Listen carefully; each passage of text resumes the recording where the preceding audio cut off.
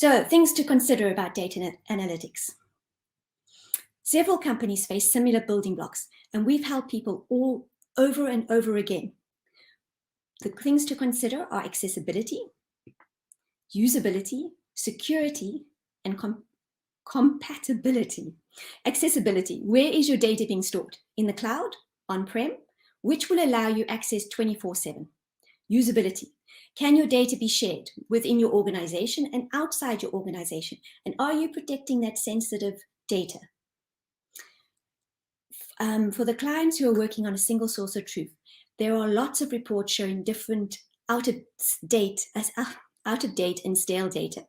By bringing it all together, we make it far more usable. Security. So are the right people seeing the right data?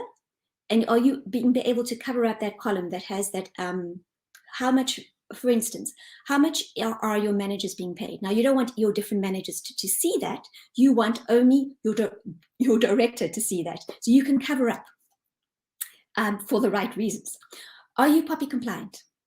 Google has a unique way of dealing with security compared to other cloud providers. And Chester will be speaking about that later. Compatibility.